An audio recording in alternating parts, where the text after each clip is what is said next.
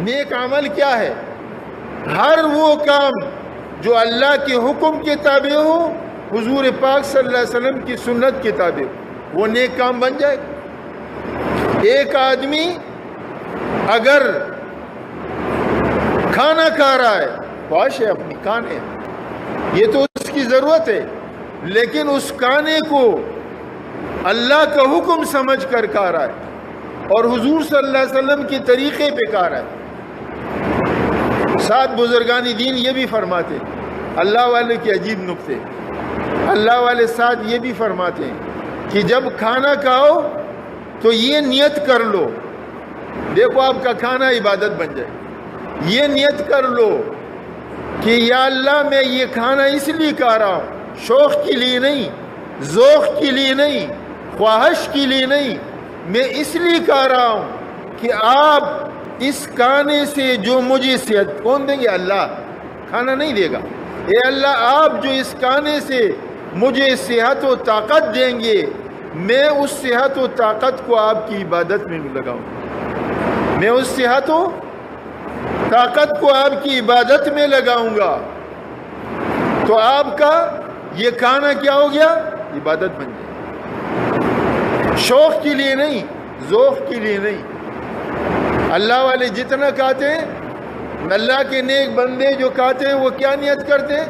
اے اللہ اس کھانے سے جو آپ مجھے طاقت دیں گے، آپ مجھے صحت دیں گے، میں آپ کی دی ہوئی صحت کو، آپ کے دیے ہوئے طاقت کو آپ کی عبادت میں گزاروں۔ اب یہ کیا ہو گیا؟ اب ایک ایک نوالا آپ کا آخرت میں ثواب دلانے والا، جنت کی نعمتیں دلانے والا، جنت کی طرف لے جانے والا۔ ایک آدمی سو رہا ہے سنت طریقے پہ، نیند تو غفلت کی چیز ہے، یہ غفلت میں پڑ جا رہا ہے، لیکن یہ سنت کی طریقے پہ سو رہا ہے، دائیں کروٹ پہ قبلہ رخ سو کے، یہ سیدھا ہاتھ ادھر اس گال کے نیچے، سیدھے گال کے نیچے، اور یہ ہاتھ اس ران پہ قبلے کی طرف منہ کر کے، اور یہ سو جائے، اور ساتھ یہ نیت کر لے۔ یہ میں آپ کو عمل صالح کی تھوڑی سی مثالیں دے رہا ہوں تاکہ آپ کی سمجھ میں آ جائے۔ اس لیے سو رہا ہوں کہ یا اللہ اس نیند سے آپ جو مجھے سکون دیں گے، میرے بدن کو راحت دیں گے۔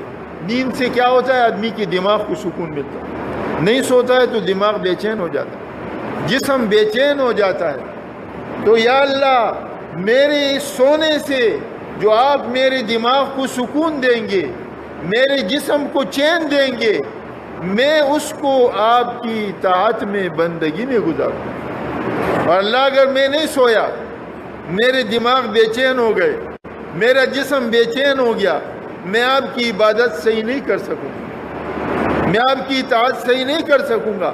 تو اللہ اس لیے میں سو رہا ہوں۔